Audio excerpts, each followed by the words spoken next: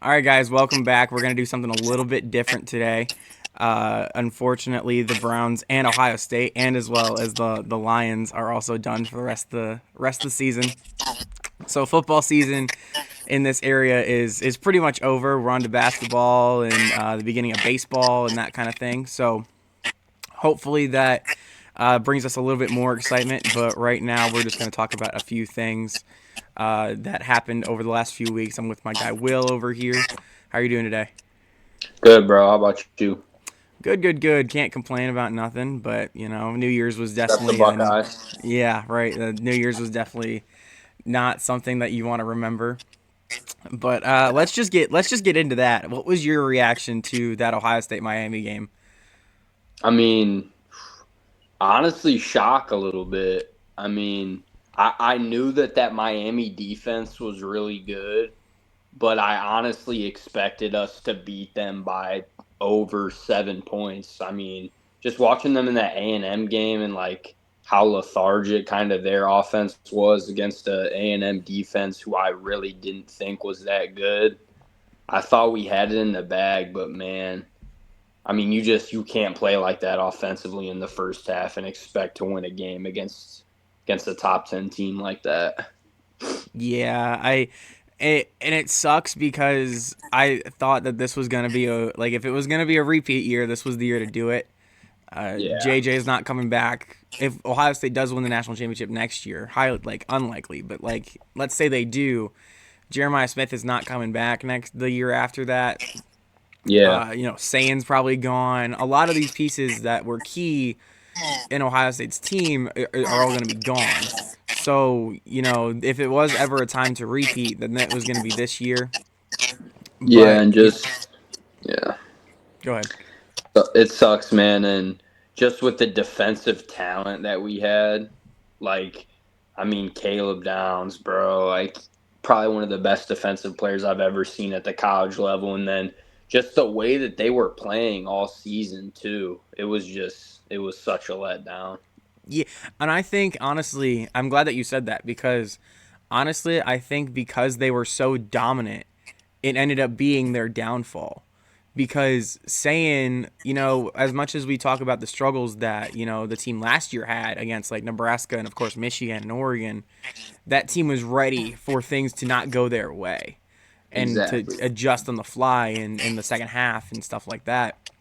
This team didn't have to do that until the Indiana game, who right now is the favorite to win it all, Yeah. and a Miami team that is really, really old and has a lot of veteran players on that roster that is able to take advantage of some of the younger players on Ohio State's roster. Right. And just to to elaborate more on that, yeah, they have a lot of veteran players, but I feel like honestly Ryan Day was just like so outcoached in that game. Like it was very evident that Mario Cristobal came in, had a really good game plan, and they exploited a lot of Ohio State's deficiencies. Our offensive line looked horrible. Just obviously the special teams blunders, and then just saying kind of panicking there against two really good edge rushers. It wasn't good. Yeah, and I definitely think that some of the blame has to fall on Ryan Day. I don't think it's Agreed. necessarily all on him.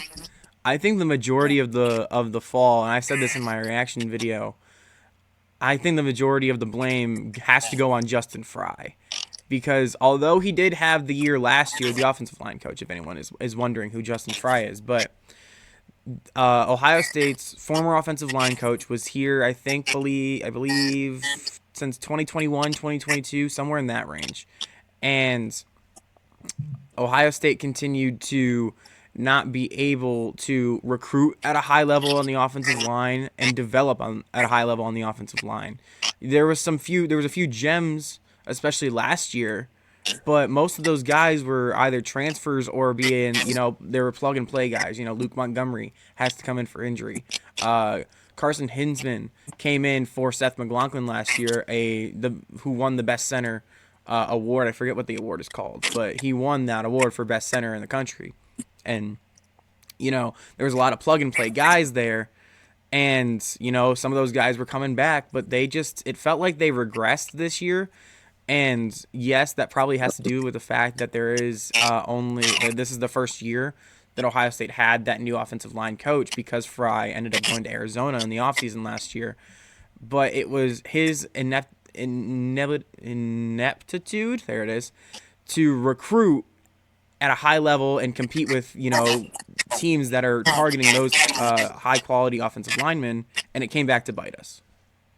Yeah, and I mean, I can see what you're saying for sure. Just I think the offensive line played really well in the playoffs last year.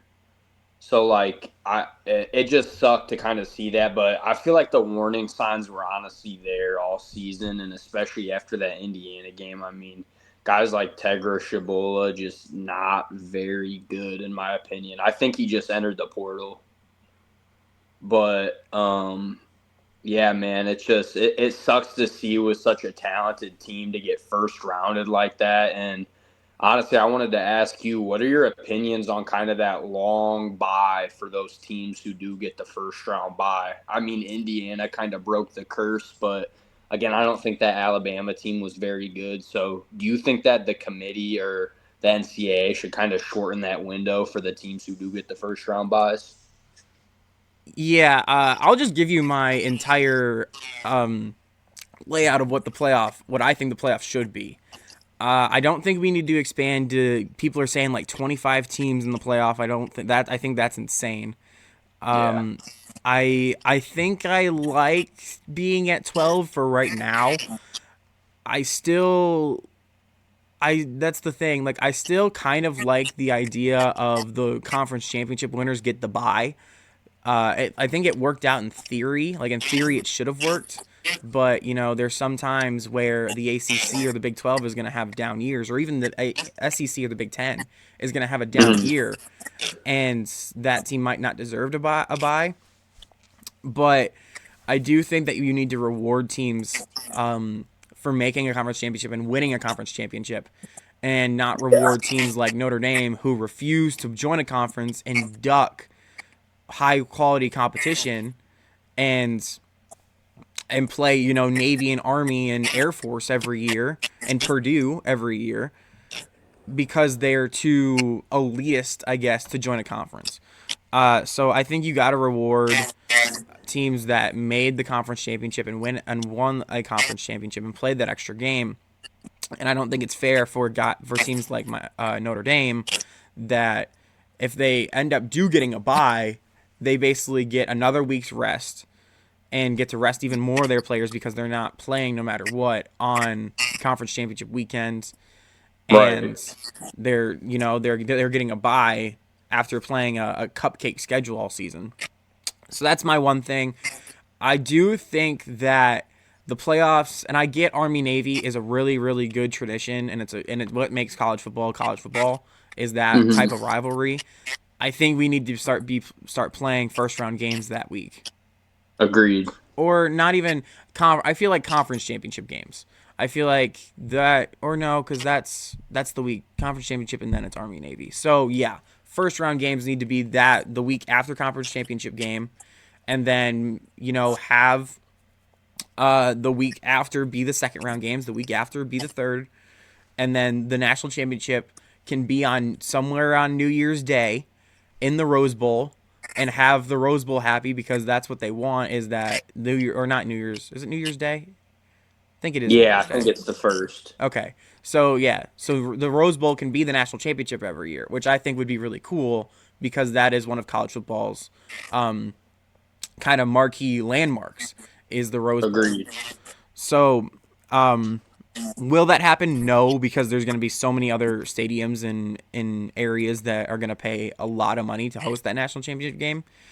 Hmm. But I do believe that there should not be a month long layoff for teams that get buys. And Indiana did prove us kind of wrong, but it still remains.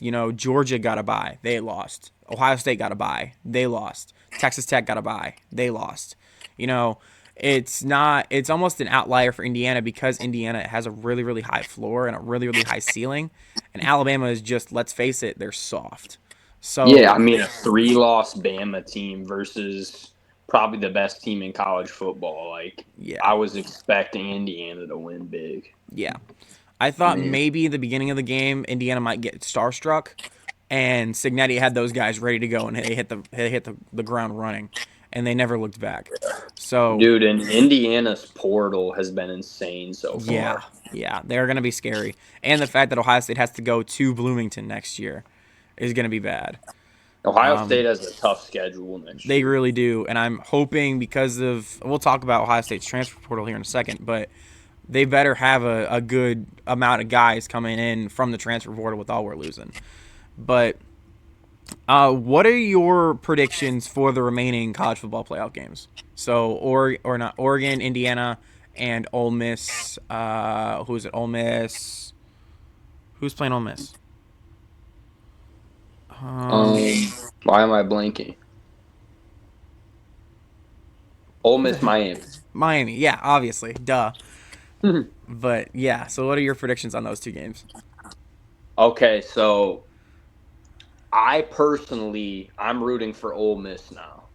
I know it's kind of like sacrilegious as a Big Ten guy to be rooting for an SEC team to win it all, but just I want to see Lane Kiffin, bro. Like that would just be an awesome story if he leaves and they win a natty. And plus, like that Trinidad Chambliss kid, bro, one of the most like fun players to watch I've ever seen. He Yeah, he's reminds really me a good. lot of like he kind of reminds me of like a more athletic Baker Mayfield. I've seen that like comparison where he's just like fiery, like he's got that swag and dude, just so fun to watch. So I think Ole Miss is going to beat Miami just because I don't think Miami's offense is going to be able to hang with a shootout type of game.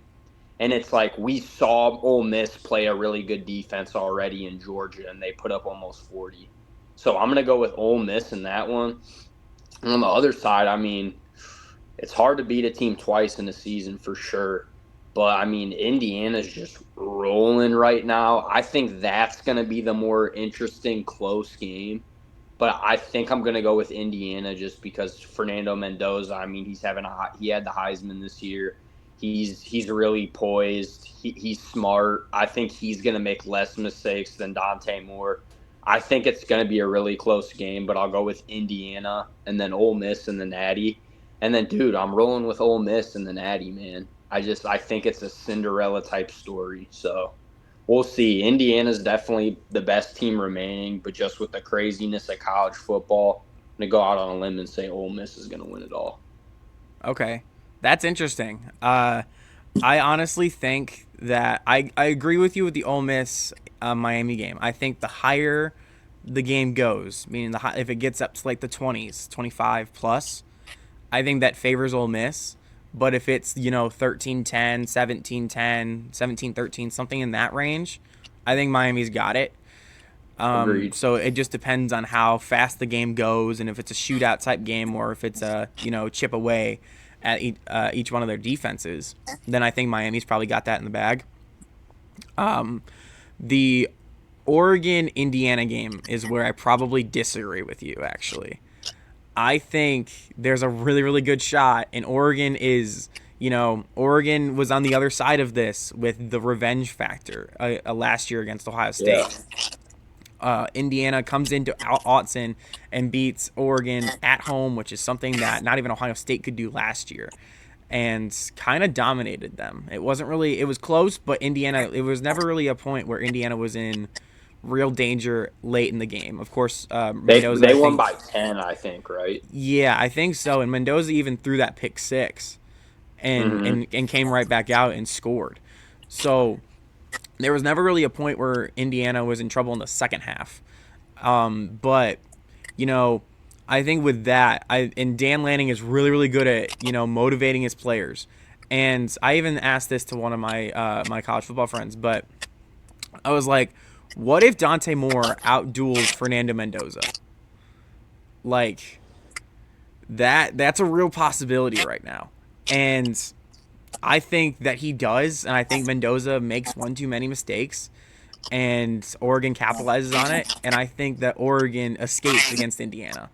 And I think it's really really hard to beat a good team twice, and with the revenge factors there, I just think Oregon just has enough juice for that game, and they've been looking forward to this game ever since the game in the regular season ended. So I got Oregon, and I got Oregon winning it all. Actually, I think this is their year. I think that they flew really like under the radar. Of course, Ohio State and Yeah. Indiana were the two juggernauts of the Big Ten, and Oregon just kind of flew under the radar, beat the teams they were supposed to, survived against teams like Iowa, and Oregon and Washington is a really good rivalry on rivalry week, and I don't remember anybody talking about that game. And Oregon dominated Washington, so it was just kind of that kind of thing where Oregon just been flown under the radar. Now Ohio State's out, and now they get their shot in Indiana again. I don't think Dan Lanning misses again. So I got Oregon winning against Indiana, and I got Oregon beating either Ole Miss or Miami. I'm probably leaning towards Ole Miss like you, but I could very well flip flop. Yeah, I could very well go back on that and take Miami. It just Yeah. depends on what that defense for Miami does. But we'll see. I think regardless though of Miami and Ole Miss, I think the Indiana Oregon game is the de facto national championship. Okay. Yeah, I agree with you that Oregon's been kind of flying under the radar, man. Like and that can be dangerous. I mean, kind of like what we saw against Ohio State last year. Like after they lost to that Michigan team, I don't think many people thought they were going to win an Natty. So I mean, I feel like when you kind of have that chip on your shoulder, it can be very motivating. And Oregon's hitting their stride when they need to be too. I mean, dude, that Oregon defense was impressive against Texas Tech. So yeah, I mean, the only reason why I lean Indiana in that game is just because Oregon's offense did not impress me against Tech. I know Tech had a really good defense, but so does Indiana. So I'm just leaning on, Mendoza's got a little more experience than Dante Moore. I think Signetti's the better coach, even though Dan Lanning's a really good coach. And at the end of the day, I mean, I just think these last 3 games of the season, we're going to get really good games. So that's what I'm excited for. Like, yeah, my teams are out, but I'm just excited to see good college football because, I mean, that Ole Miss Georgia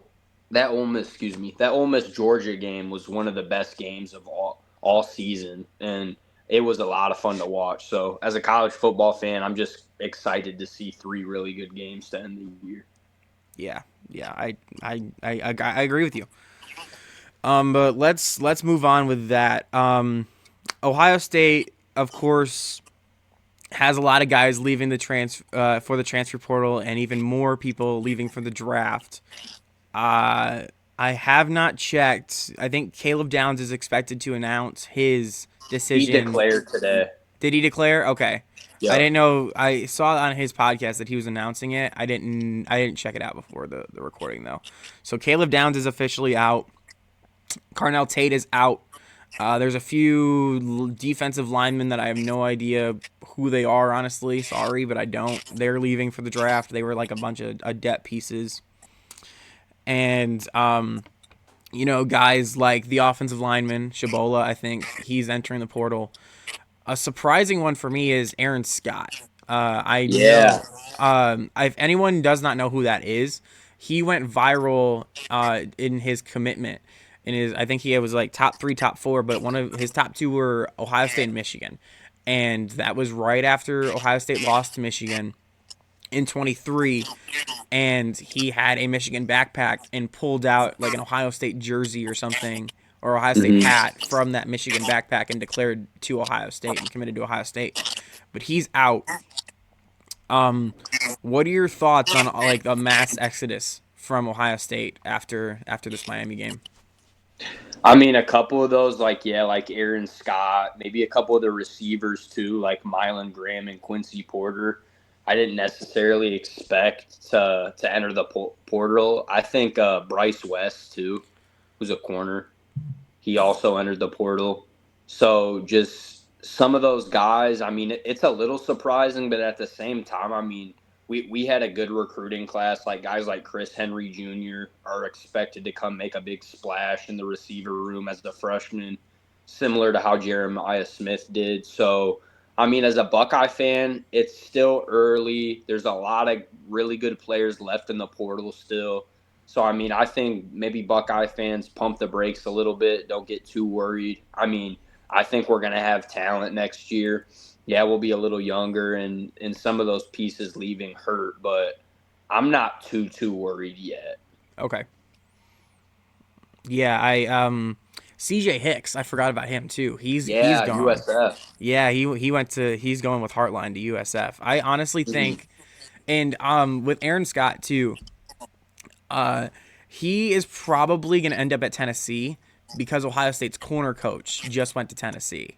He got hired Okay. by Tennessee. So he's probably going to end up in Knoxville. And, that's a big loss for Ohio State because, there's so many corners and secondary players leaving right now. I think that Mhm. you probably wanted to keep a guy like him around. But, it is what it is. And a lot of people, and especially since, I mean, you played football. I don't know if you felt this in high school, but you felt a lot more closer with your position coach than your head coach.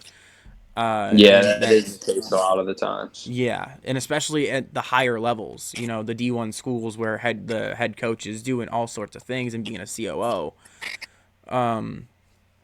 and your position coach is just there for you guys. So Yeah. Yeah, I mean, CJ Hicks is another one where it's just like, dang, did we not develop him enough, or was he just not as good as everyone thought he was? Because he was a 5-star guy coming out. I mean, I was expecting him to be a big piece in the future when we signed him out of high school, and it just didn't end up panning out. So, yeah, I mean, I think the Buckeyes will be all right, though. I mean, it's still a very desirable place to come as a transfer. So I'm sure they'll hit on a couple more. I saw that they got another tight end from Ohio. So hopefully, like he can be similar to Kaz Merrick. I mean, he was a pretty big part of the team. Like he got a lot of snaps, was a okay receiving threat, had a more of a blocking role if I remember right. So I mean, yeah, guys like that, where if we can just kind of like build and then just if Bo Jackson takes a step in the offseason, I think he can be elite. Obviously, we have Chris Henry Jr. coming in. We know Jeremiah is going to be elite. Hopefully, Sane can take more strides. I think talent wise, this team will be just okay. so Will, I got a few more questions for you. So do you think Ohio State needs to hire a new offensive coordinator with Brian Hartline leaving and going to USF? I would say, obviously, yes. I mean, I think Hartline did a solid job with his 1 year as the offensive coordinator. Honestly, though, I love this team to bring in someone who's like proven as an offensive coordinator, similar to Chip Kelly. I mean, I know Chip Kelly kind of had his blunders during his time as offensive coordinator at Ohio State. There was a couple games where it's like, what are we doing here? But I mean, if they could bring in another former NFL guy, I feel like I heard the name Brian Dable kind of floated around. Yeah. Offensive mind who could maybe want to step down a level and come coach college. I mean, obviously we saw the Patricia experiment, bringing an NFL guy in. We had the best defense in the country this year. So I'd love to see a more proven OC and just if we can take that offensive play call load off of Ryan Day's back, I think it makes the team a bit better. So yeah, I'd love to see them go and grab somebody. Yeah, I definitely I would love Brian Dable to come in for Ohio State. I think definitely, like you said with Matt Patricia, I think him bringing an NFL style to the offense would help a lot. Plus, I think Menace to Sports was talking about this in their reaction to Ohio State losing. I think Ryan Day needs somebody in the room like a Chip Kelly to tell him no and to push back on things. When Yeah. you have guys that learned under Ryan Day, of course they're going to have the same style because they've been around Ryan for however long, and there wasn't a lot of pushback on Ryan Day, especially in the playoff when Day took over play calling and was like, he's playing 3D chess while he's getting beat at checkers right now. So Right. he's trying to do too much a little bit there. And to have an adult in the room, and I know there is rumors that Ryan Day and Chip Kelly don't have the greatest relationship anymore. I can't confirm or deny that. Obviously, I haven't heard a lot about that, but if that's true, then I mean, it is what it is. But you know, that Chip Kelly being there allowed Ryan Day to kind of push on the gas in the playoff. And you know, he said all regular season that was going to be the same case this season. Well, they tried to push on the gas and it just kind of stalled. So Yeah. like, you know, I think it's really good to have an offensive coordinator in the room that's can provide their own ideas and push back on what Ryan Day thinks and stuff like that. So yeah, I definitely do think Ohio State should target a guy like Brian Dable. You know who would also be awesome? Cliff Kingsbury. He just left the Commanders OC spot. That would be sweet. Yes, but I think he's going to be in contention for a lot of head coaching jobs in the NFL. Like, Probably. I know the Browns are going to probably target him. And a lot of like the Falcons could also do that. Like a lot of the lower classification types teams that are looking for head coaching will probably swoop him up.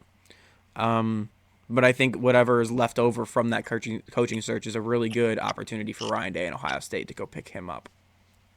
Yeah, for sure, man. Okay, so let's move on. What is your reaction to Michigan hiring Kyle Whittingham after everything that just happened in the last few months? I mean, I think it's a really stable move, a conservative move. I mean, you've got a proven winner. He's never won a natty or anything, but I think he had maybe a couple Rose Bowl wins, or at least one. I mean, he's a solid guy who's only lost 2, 3, 4 games a year at Utah. I don't think it's like maybe the splash hire that like Michigan fans are trying to make it out to be. But I mean, I think it's definitely a solid hire. You're bringing in a good guy who's looking to stabilize a program who's just kind of in turmoil right now. I saw that Bryce Underwood officially is staying at Michigan. So I mean, maybe he can kind of try to crack that code there and bring Bryce into being an elite player. But yeah, I'm kind of indifferent about it. I mean, I don't think it's like some crazy jump where Buckeye fans need to be really worried, but definitely an upgrade over Sharon Moore. Oh yeah, regardless of who they hired, it was going to be an upgrade over Sharon Moore. But definitely something that is, you know, it's not a home run hire. Like Steve Dace from the Michigan podcast called this like a grand slam of a hire, and I was like, okay. I definitely think that it's going to allow a lot more stability in that program, in a program that really needs stability right now. And you know, it's very much a hire that's really fits the style of what Michigan wants to be. You know, Sharon Moore was a bona fide hype man. He was a you know, people call Dion a team mom with a gold whistle. That's exactly what Sharon Moore is. So you know, Sharon Moore was such a hype man, and he should not have been a head coach in the first place. He should have been an assistant coach that's got you know, a Gatorade towel and waving it, trying to get the fans hype on the sideline. That's what Sharon Moore's peak was. So you know, it's a good hire for Michigan right now. Especially with the style that they want to be at. A developmental program that's going to take a lot of the 3, 4 low caliber 5 stars and develop them into high quality NFL prospects. And will that be something that is able to be hit? Like, is Michigan going to be able to hit the ground running next year? I don't know. My gut probably says no, but it's weird for me because I can definitely see a road where Michigan kind of has a slow start. Even under Harbaugh in 2015, they had a really slow start. I think they lost like 4 games. So Yeah. uh, that could very well happen under Whittingham. The culture shock and those type of things, along with Ohio State being projected to have one of their better teams they've had next year. It being Jeremiah Smith last year, being Julian Sayin last year most likely. There's going to be a hard, and Michigan has. We talk about Ohio State's schedule. Michigan's schedule is insane. They play Oklahoma in Michigan. They play Ohio State. I think they play Oregon. They play Penn State, who's going to be coming back. They play Yeah. Iowa. They play, I want to say Oregon, but I don't think they do. But they have like a really, really tough schedule. Point is, they have a really, really tough schedule. And Yeah. it's some stuff like that. Like it's gonna be hard for Michigan, and they're I think their fans are expecting a playoff run instantly, and I don't think that's really reality. Yeah, I would say if I had to predict now, their ceiling's a 2-loss team, floor's a 4-loss team. I don't think they're going to be horrible by any means, but I agree with you with that tough of a kind of gauntlet schedule. And like what we saw from Bryce Underwood this year, man. I know that Michigan fans love him. I know he's got all the hype. His ceiling's so high. Brother, he threw like 8 picks and had like 11 touchdown passes, and his mechanics are horrible. I hate to be the bearer of bad news, but yeah, I see them being in contention again. Maybe it'll be like it was this year, where that Ohio State game is kind of the golden ticket to a playoff bid. But yeah, I would say a good season for Whittingham would be a 2 to 3 loss season in year one. But yeah, I think he's a good developer. I mean, Utah normally has solid NFL talent. So, and he's been there for forever. So, yeah, I think it's a solid, very solid hire for Michigan. But, yeah, I wouldn't expect maybe a natty run year one or two. Yeah, yeah. Staying with Michigan, I just thought of this, this morning. So I want to give you a few little points here. And the question I have written down here is, should the Michigan man mantra be retired or at least put on hold for now? And before you answer this, I want to give you a few things here for me. So this is since Jim Harbaugh's hire before the 2015 season. This is all coaching staff, by the way. Denard Robinson, DUI. And some of you might know these people, some of you might not. I don't think I know most of these people, but like they're all Michigan staffers. Denard Robinson, DUI. Steve Clarksdale, DUI. Greg Strugs, I think is his name, DUI. Jim Minnick, DUI. Fergus Connolly, DUI, assaulting police officers, and biting hospital staff. Okay? Matt Weiss. If anyone does not know who Matt Weiss is, he is he got his the FBI raided his house and is currently under investigation for stealing people's private data and photos and stuff like that. So duh. Where am I at? Connor Stallions cheating scandal is under a 8-year show cause at the college football level. Jesse Mentor had a 1-year show cause for involvement in the cheating scandal that is now probably gone, I think, because that was Mentor is obviously in LA right now with Harbaugh. And then Jim Harbaugh, a 4-year and a 10-year show cause for involvement in cheating scandal and other recruiting violations that happened during his tenure. And finally, Sharon Moore, fired for cheating on his wife and threatening to kill his mistress and then himself. So with that, should the Michigan man mantra be at least put on hold for right now? I'm going to go with yes. Yeah, man. That's a rough couple years. A lot of controversy. I mean, I don't want to hear anything from Michigan fans anymore, bro. It's pretty obvious you guys cheated. Whatever, you got your natty.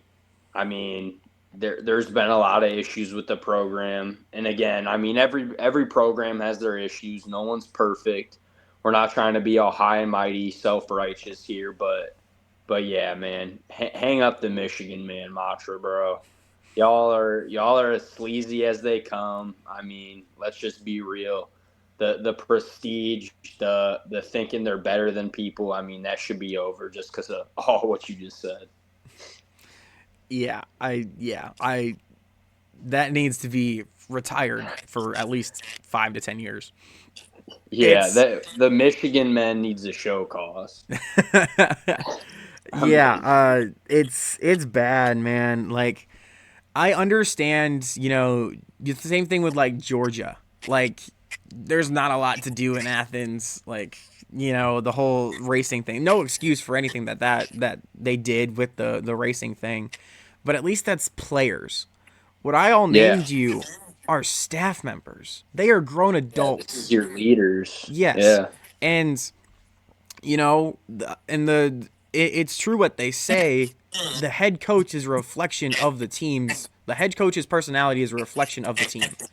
Harbaugh had them at a at least respectable program before the cheating scandal came out, and called them America's team and did all that, which you can argue whatever you want with that, but it's just and then Harbaugh leaves and Schroenmore comes in, and Michigan becomes this trolley type, thinking, like you said, thinking they're better than everybody. uh the glasses celebration after every interception, that's Sharon Moore. That's like Sharon Moore's personality rubbed off a lot on this Michigan team. And back to Whittingham, I think that's going to be put in check. uh agreed. I definitely think that there's going to be more of a win with class type thing. Michigan, and we didn't even talk about this. Sharon Moore and Michigan stood after the end of the Ohio State game, stood on the Michigan logo because they were so afraid of getting their get back, and and just they were mentally soft last year, and that's a reflection on the head coach. So that was just my spiel about Michigan and the program about that, because they're still doing the whole Michigan man thing, and I'm like, okay, guys, like if we're not gonna Hang talk it about up. it, like, but you know, let's move on here because we can probably talk about that for the majority of this. Right. But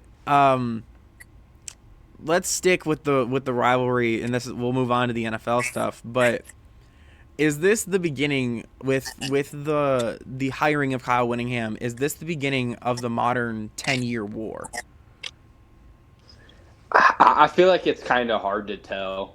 Maybe after a season of Whittingham, we'll have a little better idea. But like I feel like Buckeye fans need to just remember, like, Ryan Day. Okay, he got his win this year, but like, dude, their coach was cheating on his wife amid all this, probably trying to cover his footprints the whole time. I mean, there's reports he was texting OnlyFans models at halftime of the Ohio State game. So it's like, let's not act like this was some like big and bad Michigan team who we beat this year. Like, I kind of got in trouble with it after that Michigan win. I remember we were kind of talking about it. I was like, this is a new Ryan Day, whatever, whatever. And then we go and lay 2 eggs in our last 2 games of the season. And Ryan Day has a big hand in the offensive play calling, and it just looks horrible. So I think that, I mean, we don't really know what to expect from the Whittingham version of Michigan. And then from the Ohio State side, I think we don't really know what to expect from Ryan Day in these next couple of years either. So I would say no if I had to predict now. But again, I think we'll have a little better idea after seeing this new brand of Michigan football for a couple of years. Yeah. My thing about it with what you said about this being a whole new Ryan Day, my thing is momentum is a funny thing. Yeah. And especially if Ohio State can, and Ryan Day personally, can get over Ohio State beating Michigan at home, which is not something that you normally see, with teams. You know, at home is supposed to be an advantage, and in this rivalry, it almost feels like, especially for Ohio State, it's a disadvantage. And you know, with everyone being like that, so we'll see. I think if Ohio State can get a win against Michigan this year in Columbus, I definitely think that kind of turns the rivalry back on its head. But it right now, it's like, I agree with you. It's kind of hard to tell. We'll see what Whittingham kind of does with the program, if he and how long he really sticks around, because that's also an issue. Because he's really old. I think he's in his mid to early 70s, I think. So it just depends how long he wants to coach for. Yeah. But so that's it for college. Let's move on to the NFL. With your Lions, what do you think went wrong this season for Detroit? I mean, I think a part of it is the offensive coordinator, John Morton, who we just fired yesterday. I mean, obviously, just looking at what Ben Johnson did in Chicago this year, he was a big part of the success that these Lions teams had, getting the 1 seed last year, making it to the NFC title game the year before. So I think, I mean, John Morton just didn't answer the call at the beginning of the season. And then I believe Dan Campbell took over play calling at some point. And yeah, our offense, I mean, if you look at the rankings and stuff, they were good, but just not what they were the last 2 years. And then, I mean, just looking again at our defensive injuries, somehow with all the injuries we had last year, we ended up at a 15-2 record and the 1 seed in the NFC. Happened again this year. I believe we had 12 defensive players go on IR throughout the season. So it's just hard to sustain that, man. I mean, if you look back, and this Lions team was only 1 game away from making a playoff run. I mean, if we would have won one any other game throughout the season, we would have made the playoffs after we beat the Bears in the final week. So, I mean, I think if you just look at that Steelers game, I think the Steelers had almost 300 yards rushing. So, and then we also had a first-year DC in Calvin Shepard. So I think just a mix of maybe John Morton not getting the job done as an offensive coordinator, and then Dan Campbell having to step into a new role as a play caller that he wasn't really used to.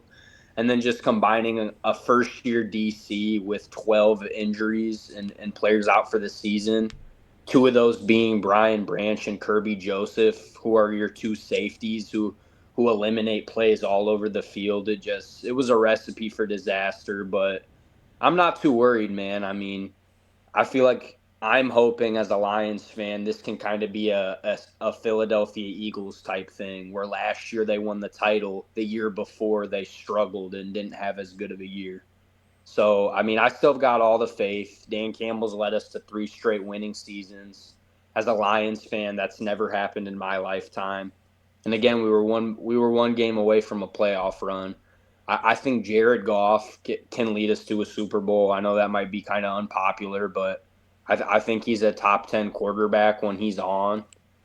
This year, he might have been off a little bit, but again, you've got two different play callers. You've been with probably the best play caller in the NFL for the last couple of years in Ben Johnson. So I'm not too worried, man. But yeah, it was definitely a letdown after going 15-2 last year. Yeah, I agree. Obviously, I'm not a Lions fan, obviously, but just like, you know, watching from afar, uh, I this year I said this in my reaction video for Ohio, or not Ohio State, but the Browns and the Lions, their game this season. I was like, the Lions are good. They're not as good as they were last year, and this was what, week 5, Yeah. so like early in the season at least, when we played, and I was like, this team is not gonna win a Super Bowl this year, and that was before all the injuries happened. And you know, I definitely think that there should be a little bit more adjustments in the offseason for the Lions. I Agreed. definitely think that, you know, the coordinator losses were more, you know, took a lot out of this, not out, but like it hurt the Lions. It hurt the Lions a lot more than we were expecting in the off season. I think I losing agree. not one but two coordinators in the same offseason is a recipe for disaster for the Lions. I do agree with you that their window is not completely closed. I think, and you can disagree with me. I think you probably will, but I thought that if the Lions were gonna win, it would have been last year. I thought that was their best shot. I thought our best shot was the year before when we were up 17-0 in the Oh NFC yeah, title game against the Niners, and we would have matched up with the Chiefs, who we had already beat in the regular season. So yeah, it's very hard to just kind of swallow that as a Lions fan. I wasn't expecting a Super Bowl last year just because of all the injuries we had. I mean, this Lions defense has just been so crippled with injuries. I wish we could kind of see a product of what they looked like when they're fully healthy because we just haven't the last 2 years. But at the same time, this year, I mean, our front seven was healthy and we were getting ran all over. So yeah, and it's just kind of confusing to, see us give up almost 300 rushing yards against the Steelers to then in the last week with the same amount of injuries. I think, and then Alex Anzalone was out the last week, who's like our leader middle linebacker. And we only give up 16 points to Ben Johnson and the Bears, who have been on fire. So it's like, it's just confusing, man. I don't know. yeah, yeah. Yeah, you guys are kind of in that purgatory where you're not good enough to be great, but bad enough, or and not bad enough to be bad. So like, Right. you're kind of in Yeah, that it sucks. Steelers purgatory there. Dang it. The Which is, Steelers purgatory. and that's, but at least it's only this year. I think the Lions will be back into to playoff contention, and I that the NFC North is going to be one of the best divisions in football next year. With the Bears on the rise, the Packers having a really, really good defense again next year with Micah Parsons coming back. Um, Jordan Love, which people are saying, things that they're saying about Jordan Love, but, they said the same thing about Aaron Rodgers. And, Aaron Rodgers is still he's probably a top 15 quarterback of all time, if not top 10, I would say, Yeah, for for Aaron sure. Rodgers. And people called him overrated and for all of his career, honestly. But yeah, I definitely think that the Lions will be back. I don't know about Super Bowl aspirations for the Lions yet. We'll see though. Um, but you got to start paying people, and time is your window is it's only gonna get smaller. So, and Right. that's the same thing that happened to the Browns the last few years. So I feel your pain there.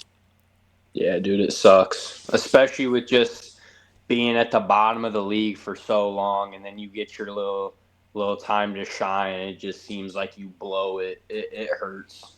Yeah, yeah. So we'll stay with the Lions here, but do you think Dan Campbell should change his aggressive style? Going forward on fourth downs as much as he does, and the trick plays and stuff like that. And I know he doesn't really have a lot to do with play calling, but that's still kind of a Dan Campbell type style. Yeah, I would say I mean it's hard to say because when he does it and he converts, he looks like a genius. And then if it happens like this year where they weren't as good on the fourth downs, he looks like an idiot. So I'd say maybe just tone it back a bit, but still kind of keep that identity. I mean, if it's 4th and 1, 4th and 2, 4th and 3, and you're in no man's land and you feel good about your play call, go for it, man. But just some of the times this year, it's like, man, just take the points. I mean, there was multiple times where again Jake Bates, our kicker, is a solid kicker. I mean, for example, he hit a 59-yard field goal to send us into overtime against the Giants, where we ended up winning the game. So like he's proven he can make a decent amount of his kicks, and I'd like to see him take the three a little more. But again, I don't think you're really going to ever be able to get that out of Dan Campbell. He's just kind of that ultra aggressive, go for it guy. So yeah, I mean, I'd say just keep the identity, but maybe tone it back a bit, and then take the three when it makes sense.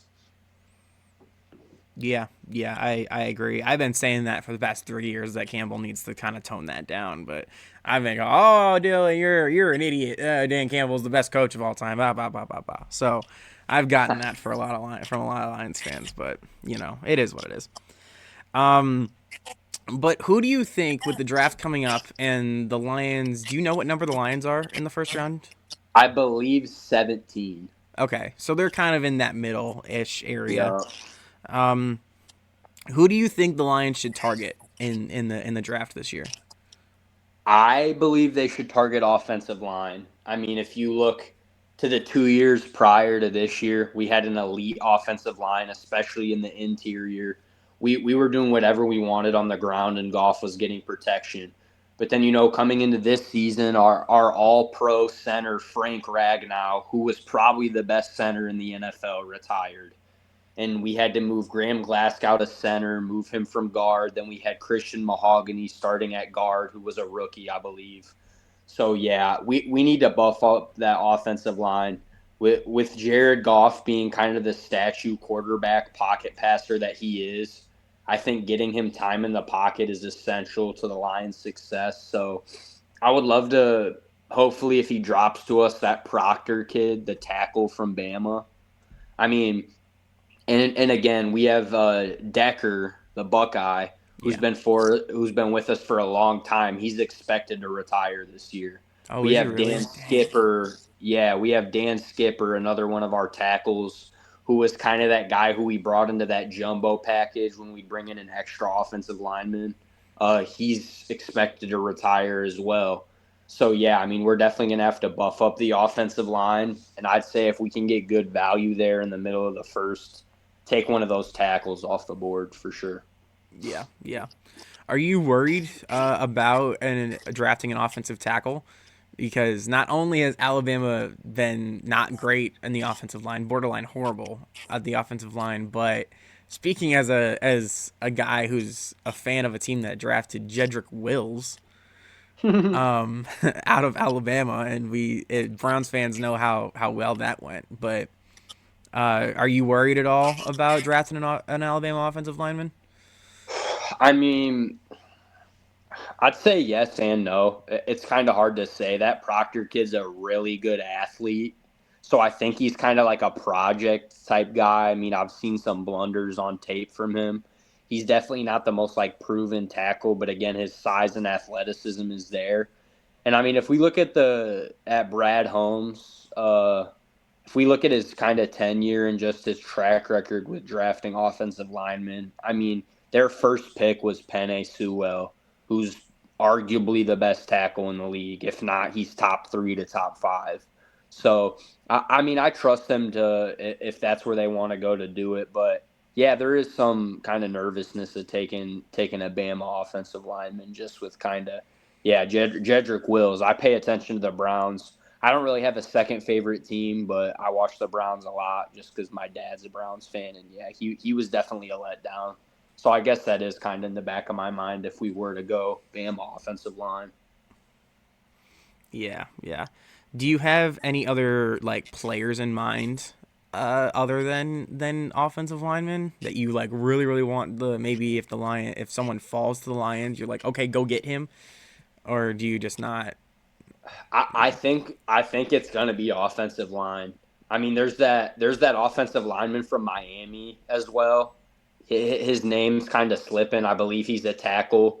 I think he was projected to be like a top 10 kind of guy though. So I doubt he falls to 17. But yeah, and then maybe if we can get, I don't really know I haven't really gotten on to like researching for the draft yet. I mean, the season just kind of ended, but Right, yeah. we definitely need DB help too. I mean, Amik Robertson is tough to watch at times. On Arnold, the DB from Bama, who we took a couple years ago, he didn't really pan out. He's had coming off an injury too. And then our second round pick, also from a couple years ago, Rakestraw from Missouri. He's played like I could count the number of games he's played for us on one hand. I mean, he's just been injured too. So yeah, we definitely need secondary help. Kirby Joseph's health is up in the air too. probably my favorite defensive player that we had, even over Hutch. Really? Just he's such a dog, but he's had this knee injury that kept him out almost the whole year, and we don't know how he's going to come back from that. So I would say, yeah, if we can get a secondary type guy, for sure. But I mean, skill position wise, we're just fine. Jamison Williams, he finished in the top 10 in receiving. He kind of blossomed this year. I think he's a very big bright spot. And then we also have obviously Amon-Ra St. Brown, who's a bona fide top 5 receiver. So I think we'll be just fine Yeah. in those other spots. Yeah, I agree with you. He should have. I mean, should have kept Jeff Okuda. I mean, that could have been a Dude, I don't. He's one of the biggest mysteries to me, man. He was yeah. so good in He college, was like awesome so in good. college. That 2019 team, and Chase Young is having a little bit of a resurgence, but that 2019 team, man, there's a lot of guys that you thought that would be bona fide superstars that are just they're role Yeah, players at best. It sucks. right. But yeah, we'll move on from the Lions, and I'll talk about the Browns before we get out of here. But what do you? I said this in my reaction video of the Bengals Browns game, and I got actually a lot of pushback for this. Um, but I said that Myles Garrett is already in contention for best edge rusher of all time. What is your opinion on that after he just broke the sack record? I mean, I totally agree. Why not? He's got the single season record now, and I mean, dude, he just gets off the ball so fast. If you look at the sack against the Bengals that he got that record on, like it's literally insane to watch. His It was size, his tenths of a athleticism, his second. bend. Yeah, It was tenths of a second slower than Usain Bolt. yeah. He's insane, bro. And it's like, dude, let's put him. Okay, who are they arguing? Who's the best edge rusher over him? I've gotten Aaron Lawrence Donald. Taylor. Yeah, Lawrence Taylor. I've gotten Aaron Donald. Um, who was the guy I thought that Aaron Donald was a tackle. I think he was more of that Joker position. He was an edge rusher. Okay. He was like that T.J. Watt kind of, but more of an Hmm. edge rusher than a linebacker. Just kind of he was in that little Joker area where he could play everywhere. But I've gotten him. What's the guy's name that is on the Giants? Or not on the Giants, but he not LT, but Strahan. that had the sack record before Miles. Strahan. Is it Strahan? Okay. Yeah. Yeah, I've gotten him to. I think those are really the only ones. But I've gotten some pushback. Oh, how could you believe that Miles Garrett is the best edge rusher of all time when he's not even the best pass rusher of his I'm era? taking Myles Garrett over any of them. I mean, if you're familiar with the LeBron Jordan GOAT debate, let's do the same thing for Myles Garrett. Put him in the 80s. Yeah, right. Like, dude, he'd have 40 sacks. Yeah. Like, let's be real. Yeah, I mean, it's crazy that like I got a lot of pushback because I thought that was a not even a hot take really. Like he Yeah. broke the record in less. Yes, he did it with one more game, but it was with less snaps on a team that had 4 wins, now 5 at this point, but on a team that has been spending the majority of the season trailing by multiple scores. Um, on a and with an offense that was struggled to get past midfield, if that, and like had all the like had game plans. Was it the Packers game I saw, or I think it was the Packers game where LaFleur had a play sheet. One side of his play sheet was when Miles was on the field, and on the other side was when Miles was off the field. When was the Yeah. last time anyone did that for one singular player ever? So He's so good. yeah, I mean, I I I think he honestly he's the best Brown since '99. I don't think anyone is denying that. I think if the Browns win a championship, with which now looks less and less likely, but if the Browns can win a championship with Myles Garrett on the roster, he might pass Jim Brown for best Brown of all time. Like he's that Yeah. close. Yeah, I think he's really close to Jim Brown as best Brown of all time. And yeah, dude, he's a freak. And yeah, I mean, if you look also at like the amount of so TJ Watt was also tied for like second with Strahan. If you look at like the amount of times that they were double teamed, Miles Garrett's is way higher too. Yeah.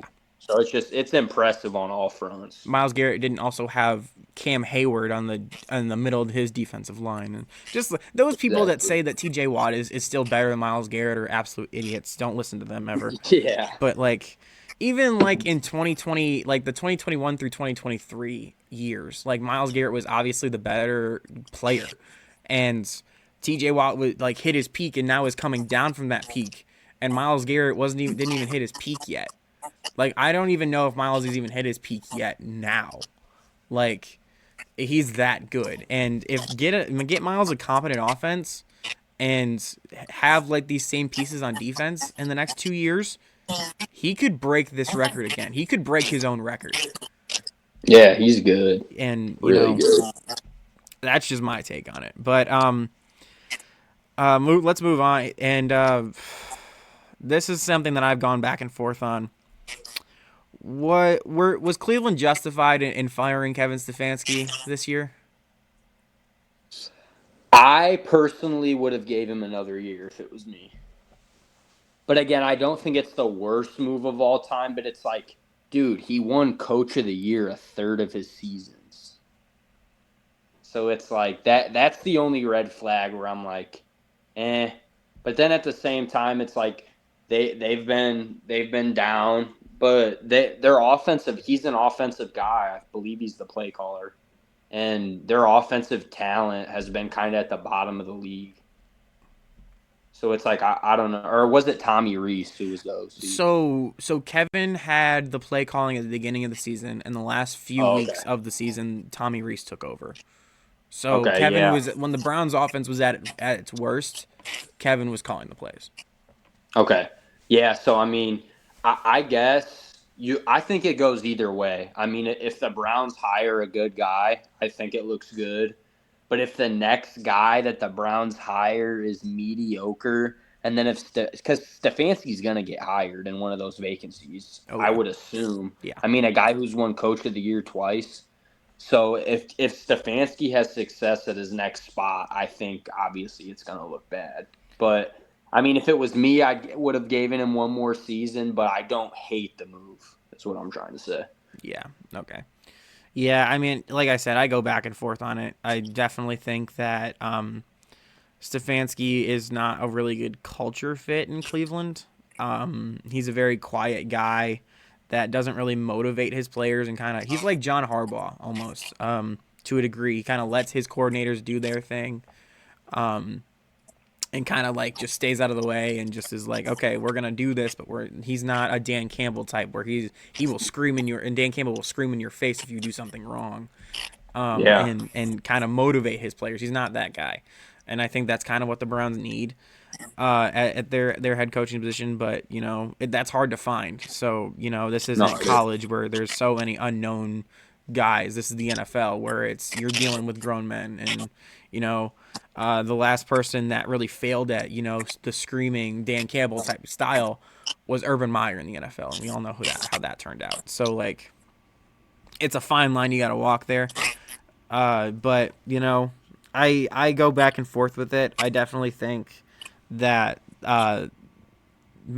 if Stefanski was going to go this year, and people were calling for Andrew Berry's head too, I don't think Andrew Berry should have been fired, and he didn't, luckily. But Berry brought in one of, if not the best draft class in Browns history. They got Judkins, Sampson, Shador, Gabriel, who we can argue if Shador, Gabriel were misses, but they brought them in.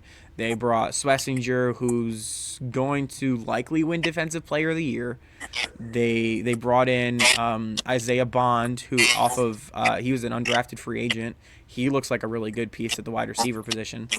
Yeah. And like this rookie class has been a really really good class to bring in. It just sucks that this year was kind of the year that like everyone was kind of hitting the reset button on everything, and it was kind of just the Browns' year to tank. And even with them tanking, they still won 5 games. So the potential is there for this team, I think. For sure.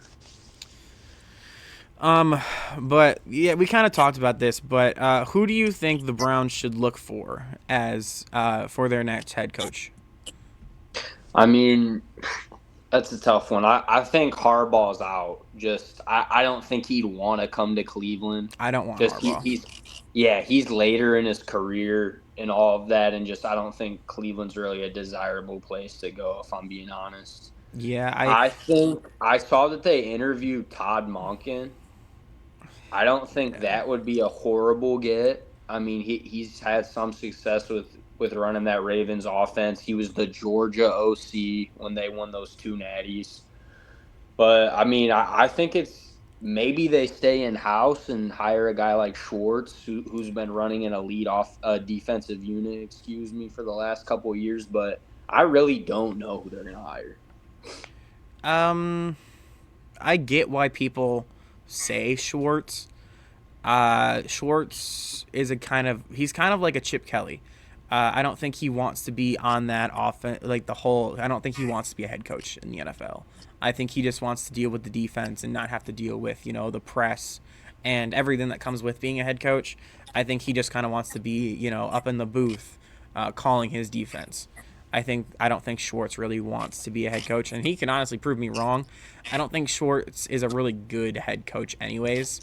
I think if we can keep him on the defensive staff, I think that's a really, really good win with the head coach. I just don't particularly like the move to head coach there, because Yeah, he we've didn't have seen that. success with the Lions. Yeah, Yeah, like, and we've seen head coaches fail because they're also calling plays, and I don't think Schwartz really wants to give up play calling either, especially on a yeah, defense it's harder to play defense or to call defensive plays while being the head coach.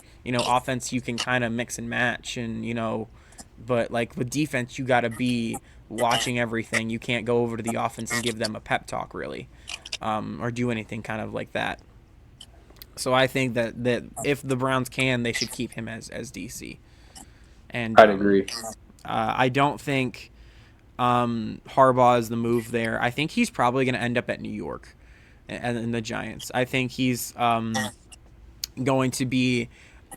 He wants to be on a team that already has a quarterback. I don't think he wants to be on a team that's already having a quarterback search, or that's still in the middle of a quarterback search. I don't. He's never really coached with a team that's not had a quarterback. He started with Joe Flacco, and they of course won the Super Bowl. So that was a success with Flacco. And then as soon as Flacco left, Lamar was right there to back him up. So there was really no transitional period in that year long gap or year long maybe two where you don't have a quarterback. It was Flacco and then it was Lamar, and then they were off to the races after that. So it's hard to say. Um, I've heard what's his name, Brian Flores. I've heard him. I wouldn't I be mad think at. that would be a good one. Yeah, I wouldn't be mad at that. I wouldn't be mad at that.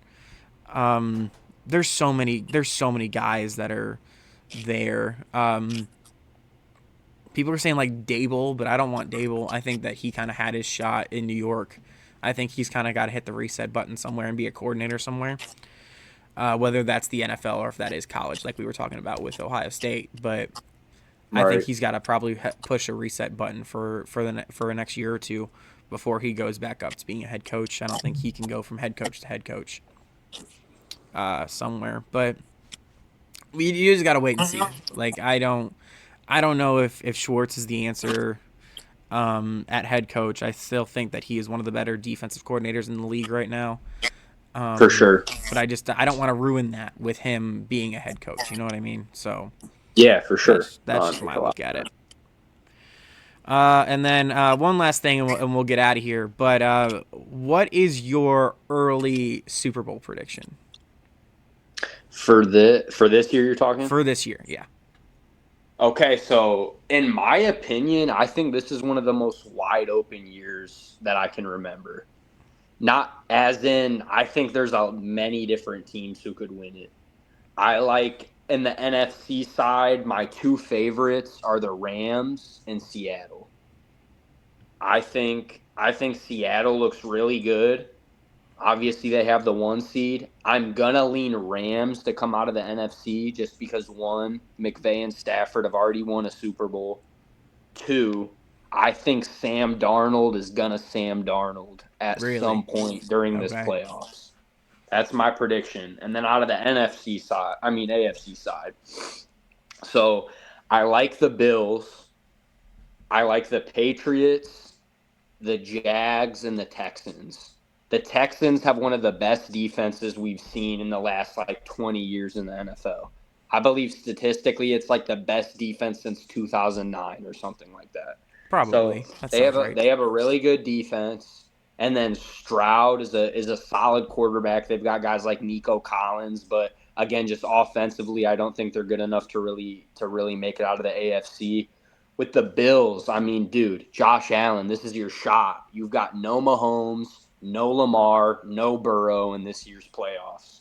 I mean, Which is if crazy. It's I crazy to know, think about. right? But it's like, dude, if this isn't the Bills' year, then when is it gonna be? Again, I worry about offensive weapons with them. Obviously, I think Cook was the leading rusher in the NFL, so good running game. But then at the same time, it's like your receivers. You've got Khalil Shakir, Brandon Cooks, and then Keon Coleman, who might miss practice tomorrow. So it's like I really don't know about the Bills either. I mean, who were the other teams that I said? We had Bills, Texans, Jags. Jags. Dude, first year coach Colum, he looks freaking good. I think that's kind of a This is wild first or card second team. year? I thought it was his It's second year, wasn't it? no, this is his first year as the Jags head coach. Really? I could have sworn it was his second year. Jeez. Yeah, I'm pretty sure it's his first, but Cause I no, I think it's his second because last year was the meme with the stupid Duval thing. it might be his I second. think I it's don't his know. second year. But Cause I you mean, remember it was the meme of yeah, I Duval. remember that. Like so, I think this is his second year. It might be, but I could very well be wrong at that nonetheless, though. I don't I really know. mean, like Trevor Lawrence is a solid quarterback. They're having a really good year. I feel like the AFC is a little harder to predict, but I'm gonna go Bills. So I'm gonna go Bills Rams Super Bowl, and then I think Stafford gets another ring. Okay. Just I mean, if Devonte Adams comes back healthy, that offense is really hard to stop. So Yeah. This is that's actually really funny. Um, I did my bracket because ESPN does like the bracket challenge for everything. hmm I think like I agree with you. I think if it's not this year for the Bills, it's never. yeah, And with no Mahomes there, especially with no Mahomes, but with no Mahomes, no Burrow, no Brady, like nobody in the NFC, and this is where quarterbacks really rise. You know what I mean? hmm And offensive weapons they are limited offensively, especially if other teams can stop their run game. I think if they go on the road against Jacksonville, right? The first round, I think they're on I the want. road. Yes, they do. So that's going to be a tough outing for them, but we'll see. I definitely like. I think again, I agree with you. In the NFC, I think it's probably going to be the Rams or the Seahawks. But the thing that nobody really talks about with the Seahawks, like you said with Sam Darnold, is I think the Seahawks are like top 3 in turnovers in the league, Yeah. or if not, they are like first or second. I think probably the Browns probably lead with turnovers, but we don't got to talk about that. But um, I do agree with you. I don't know if Seattle is going to be able to be consistent enough to get all the way to the Super Bowl and win a Super Bowl with quality teams like they're playing in the playoffs. So um, I'm gonna say the same thing as you. I'm gonna go Rams and Bills in the Super Bowl, and I'm gonna take the Bills. I think Okay. that if the Bills don't win it this year, it's gonna be never. And I cannot I like Josh Allen. I don't the thought of him never winning a Super Bowl is kind of sad to me. So I don't want him to be one of those quarterbacks that's really really good, like a Dan Marino type quarterback that's really good and really likable, Right. and but just doesn't get over that hump.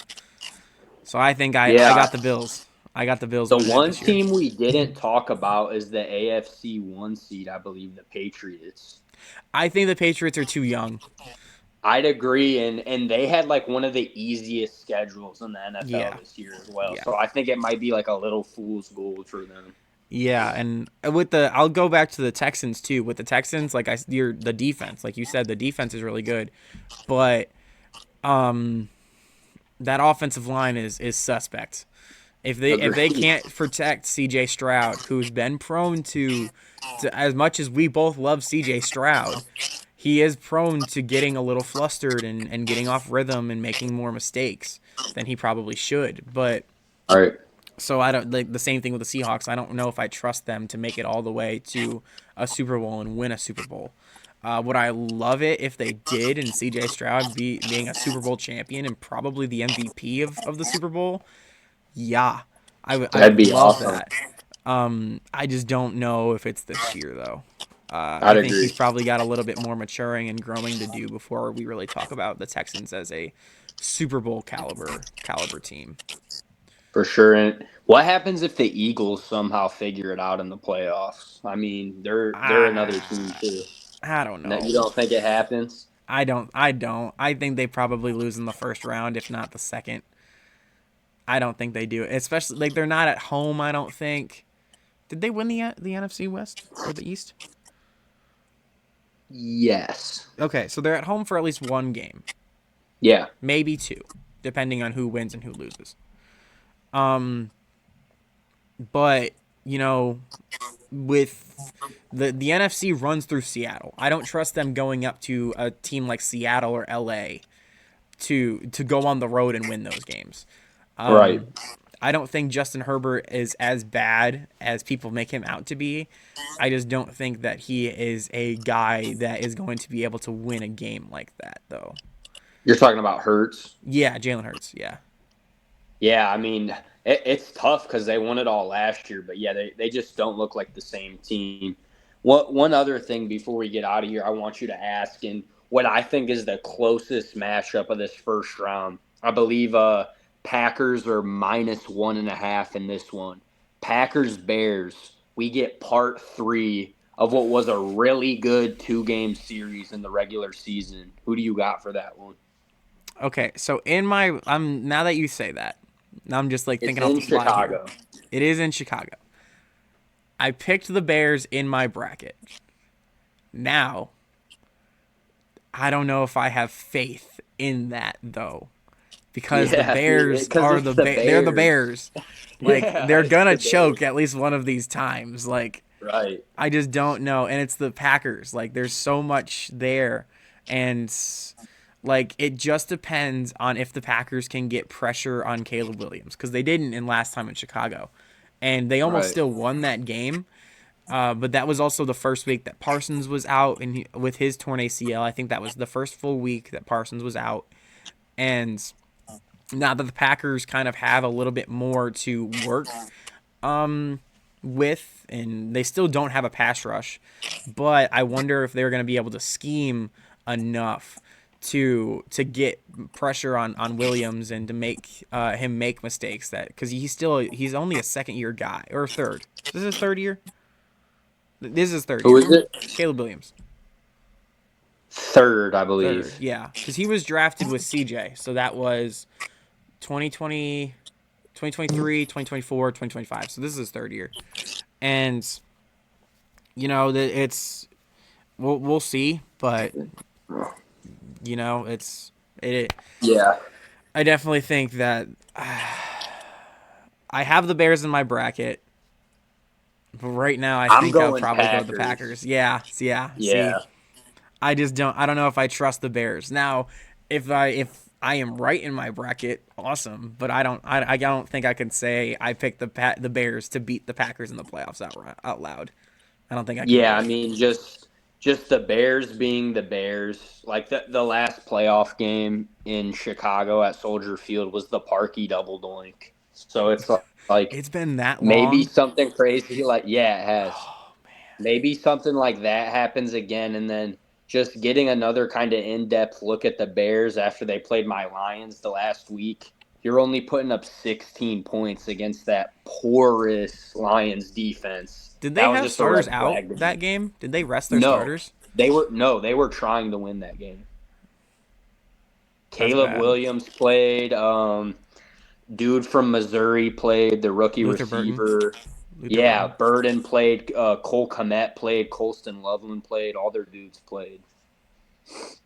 Dude, which Loveland looks good. I hate it, but yeah, he Yeah, does. me too. But he's a dog. Yeah. But thank you for joining me on this, Will. I really, really appreciate it. It went a little longer than I expected, but I really, really love doing this with you. Just to be able to talk with you about these kind of things because we both know what we're talking about. So it's not, just a Right. one word answer kind of thing. But I really, really appreciate you doing this with me. Yeah, for sure, man. I'd love to be on again. And yeah, we've tried to do this a couple times, had some technical difficulties, but I'm glad it worked out. And yeah, hopefully I'll be on soon again. Yeah, yeah. I really appreciate it. Till next time, guys. Go dogs. Go Bucks. So. Peace.